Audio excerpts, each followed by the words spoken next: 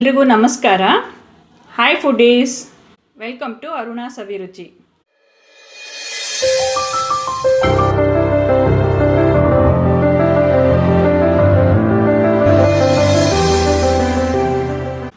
ಇವತ್ತು ನಾನು ಡಾಬಾ ಸ್ಟೈಲಲ್ಲಿ ಪನ್ನೀರ್ ಕರಿನ ಹೇಗೆ ಮಾಡೋದು ಅಂತ ತೋರಿಸ್ಕೊಡ್ತಾ ಇದ್ದೀನಿ. ಅದಕ್ಕೆ ಬೇಕಾಗಿರುವ ಇಂಗ್ರೀಡಿಯೆಂಟ್ಸ್ಗಳು, ನಾನಿಲ್ಲಿ ಒಂದು 250 ಗ್ರಾಮ್ ಪನ್ನೀರನ್ನ 2 ಟೈಮ್ಸ್ ವಾಶ್ ಮಾಡಿ ಒಂದು ಬೌಲ್ಗೆ ಹಾಕ್ಕೊಂಡಿದ್ದೀನಿ. ಹಾಗೆ ಒಂದು ಮೀಡಿಯಮ್ ಸೈಜ್ 3 ಈರುಳ್ಳಿನ ನಾನು ಕಟ್ ಮಾಡಿ ಇಟ್ಕೊಂಡಿದ್ದೀನಿ. ಹಾಗೆ ಮೀಡಿಯಮ್ ಸೈಜ್ 2 ಟೊಮೆಟೊ ಕಟ್ ಮಾಡಿ ಇಟ್ಕೊಂಡಿದ್ದೀನಿ.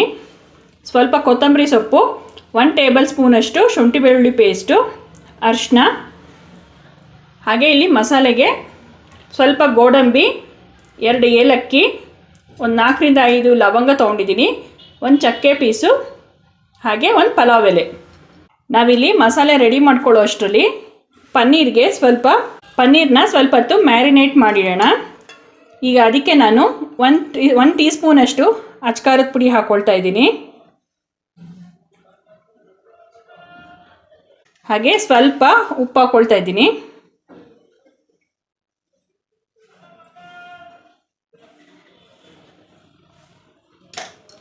ಒಂದು ಚಿಟಿಕೆ ಅರಿಶಿನ ಹಾಕ್ಕೊಳ್ತಾ ಇದ್ದೀನಿ.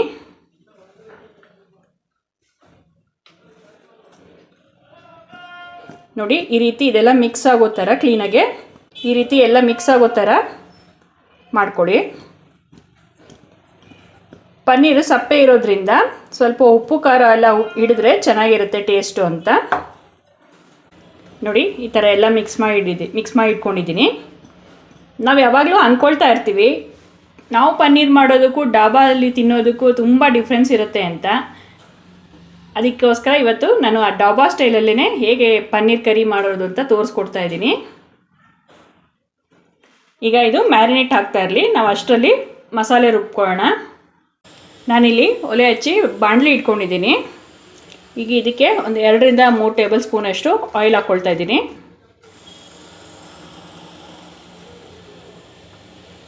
ನೋಡಿ, ನಾವು 10 ನಿಮಿಷ ಮ್ಯಾರಿನೇಟ್ ಮಾಡಿಟ್ಟಿದ್ವಲ್ಲ ಪನ್ನೀರನ್ನ, ಅದನ್ನು ಹಾಕ್ಕೊಳ್ತಾ ಇದ್ದೀನಿ.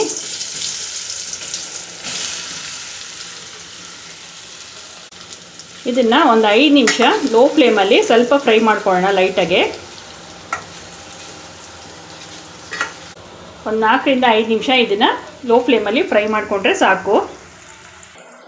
ನೋಡಿ, ಈಗ ಇದು 5 ನಿಮಿಷ ಆಗಿದೆ. ನಾನು ಇದನ್ನು ಮತ್ತೆ ಅದೇ ಬೌಲ್ಗೆ ಹಾಕ್ಕೊಳ್ತಾ ಇದ್ದೀನಿ.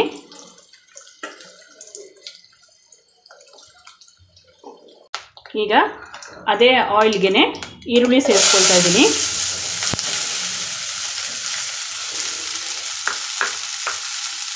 ಈರುಳ್ಳಿ ಸ್ವಲ್ಪ ಗೋಲ್ಡನ್ ಕಲರ್ ಬರೋವರೆಗೂ ಫ್ರೈ ಮಾಡ್ಕೋಬೇಕು.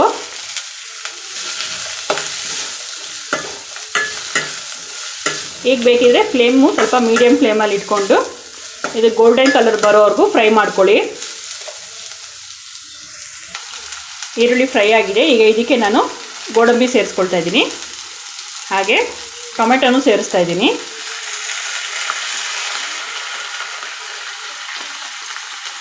ಈಗ ಟೊಮೆಟೊ ಎಲ್ಲ ಫುಲ್ ಸಾಫ್ಟ್ ಆಗೋವರೆಗೂ ಫ್ರೈ ಮಾಡ್ಕೊಳ್ಳೋಣ.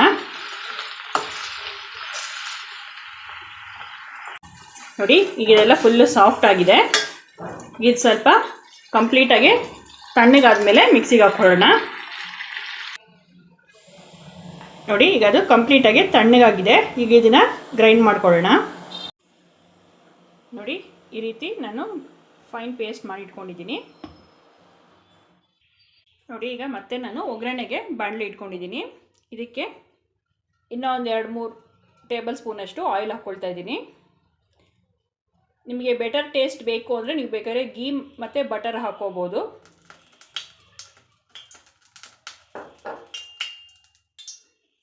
ಈಗ ಇದಕ್ಕೆ ನಾನು ಮಸಾಲೆ ಐಟಮ್ ಹಾಕ್ಕೊಳ್ತಾ ಇದ್ದೀನಿ. ಲವಂಗ, ಚಕ್ಕೆ, ಏಲಕ್ಕಿ, ಹಾಗೆ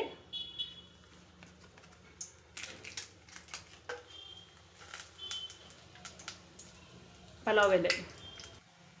ಈಗ ಇದಕ್ಕೆ ನಾವು ಗ್ರೈಂಡ್ ಮಾಡ್ಕೊಂಡಿದ್ವಲ್ಲ ಅದರ ಪೇಸ್ಟ್ನ ಸೇರಿಸ್ತಾ ಇದ್ದೀನಿ.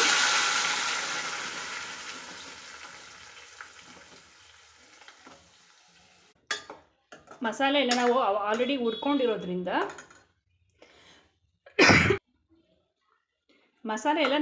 ಫ್ರೈ ಮಾಡಿಕೊಂಡಿರೋದ್ರಿಂದ ಆನಿಯನ್ನು ಮತ್ತು ಟೊಮೆಟೊನ ಈಗೇನು ಒಂದು 5 ನಿಮಿಷ ನಾವು ಇದನ್ನು ಫ್ರೈ ಮಾಡಿಕೊಂಡ್ರೆ ಸಾಕು. ನೋಡಿ ಈಗ ಇದು ಕುದೀತಾ ಇದೆ. ಈಗ ಇದಕ್ಕೇ ನಾವು ಆಲ್ರೆಡಿ ಅಲ್ಲಿ ಪನ್ನೀರ್ಗೆ 1 ಸ್ಪೂನಷ್ಟು ಚಿಲ್ಲಿ ಪೌಡ್ರ್ ಹಾಕ್ಕೊಂಡಿದ್ದೀವಿ. ಇಲ್ಲಿ ಖಾರ ನೋಡಿಕೊಂಡು ನೀವು ಮಿಕ್ಸ್ ಮಾಡ್ಕೊಳ್ಳಿ. ನಾನಿಲ್ಲಿ ಮತ್ತೆ ಇಲ್ಲಿ 1 ಸ್ಪೂನಷ್ಟು ಹಾಕ್ತಾಯಿದ್ದೀನಿ ಚಿಲ್ಲಿ ಪೌಡರ್ನ. ಹಾಗೆ ಸ್ವಲ್ಪ ಉಪ್ಪು ಹಾಕ್ಕೊಳ್ತಾ ಇದ್ದೀನಿ.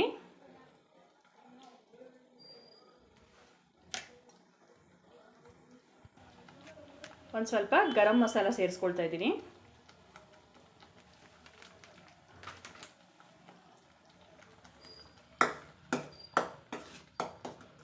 ಇದೆಲ್ಲ ಚೆನ್ನಾಗಿ ಮಿಕ್ಸ್ ಮಾಡ್ಕೊಳ್ಳಿ.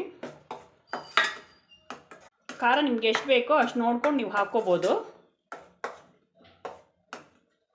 ಹಾಗೆ 1 ಟೀ ಸ್ಪೂನಷ್ಟು ಧನಿಯಾ ಪುಡಿನೂ ಹಾಕ್ಕೊಳ್ತಾ ಇದ್ದೀನಿ ನಾನು.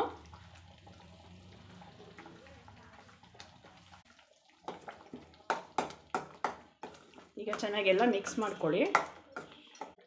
ನೋಡಿ ಈ ರೀತಿ ಕುದೀತಾ ಇರುವಾಗ ಇದಕ್ಕೆ ನಾನೀಗ ಶುಂಠಿ ಬೆಳ್ಳುಳ್ಳಿ ಪೇಸ್ಟು ಸೇರಿಸ್ತಾ ಇದ್ದೀನಿ.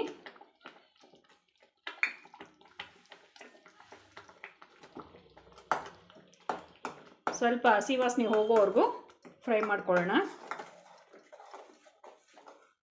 ಇದು ಬೇಕಿದ್ರೆ ನೀವು ಲಿಡ್ ಕ್ಲೋಸ್ ಮಾಡಿ ಒಂದು 5 ನಿಮಿಷ ಬಿಟ್ಟು ಬೇಕಾದರೆ ಮತ್ತೆ ನೀವು ಮಿಕ್ಸ್ ಮಾಡ್ಕೋಬೋದು.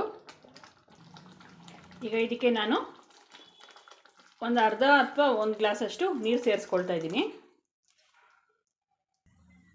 ಈಗ ಇದಕ್ಕೆ ನಾನು ಒಂದು 2 ರಿಂದ 3 ಟೇಬಲ್ ಸ್ಪೂನಷ್ಟು ಮೊಸರು ಹಾಕ್ಕೊಳ್ತಾ ಇದ್ದೀನಿ.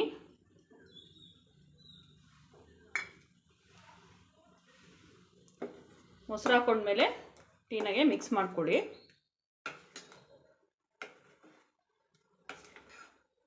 ಹುಳಿ ಮೊಸರು ಬೇಡ, ಆದಷ್ಟು ಫ್ರೆಶ್ ಆಗಿರೋ ಮೊಸರನ್ನ ಯೂಸ್ ಮಾಡಿ, ಆವಾಗ ಟೇಸ್ಟ್ ತುಂಬ ಚೆನ್ನಾಗಿರುತ್ತೆ. ನೋಡಿ ಈಗ ಪನ್ನೀರನ್ನ ಸೇರಿಸ್ತಾ ಇದ್ದೀನಿ.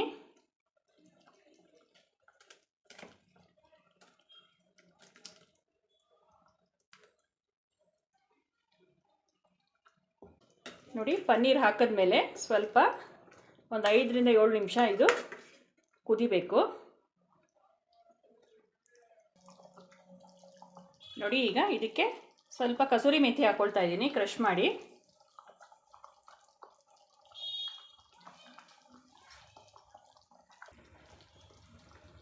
ಈಗ ಇದು ಆಗಿದೆ. ಲಾಸ್ಟಿಗೆ ಕೊತ್ತಂಬರಿ ಸೊಪ್ಪು ಹಾಕ್ಕೊಳ್ತಾ ಇದ್ದೀನಿ.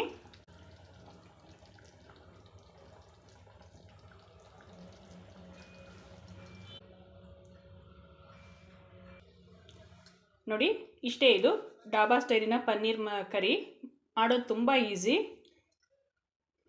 ಇದನ್ನು ನೀವು ಜೀರಾ ರೈಸು, ಪಲಾವು ಮತ್ತು ಚಪಾತಿ ಇದರಲ್ಲೆಲ್ಲ ತಿಂದರೆ ತುಂಬ ಟೇಸ್ಟ್ ಸಖತ್ತಾಗಿರುತ್ತೆ.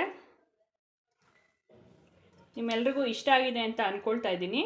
ಎಲ್ಲರೂ ಒಂದ್ಸರಿ ಟ್ರೈ ಮಾಡಿ ಹೇಗೆ ಬಂತು ಅಂತ ಹೇಳೋದು ಮಾತ್ರ ನನಗೆ ಮರಿಬೇಡಿ. ಇನ್ನು ಯಾರ್ಯಾರು ನನ್ನ ಚಾನಲ್ ಸಬ್ಸ್ಕ್ರೈಬ್ ಮಾಡಿಲ್ವೋ ದಯವಿಟ್ಟು ಸಬ್ಸ್ಕ್ರೈಬ್ ಮಾಡಿ, ಲೈಕ್ ಮಾಡಿ, ಶೇರ್ ಮಾಡಿ, ನಿಮ್ಮ ಅಭಿಪ್ರಾಯವನ್ನು ಕಮೆಂಟ್ ಮೂಲಕ ತಿಳಿಸಿ. Thank you.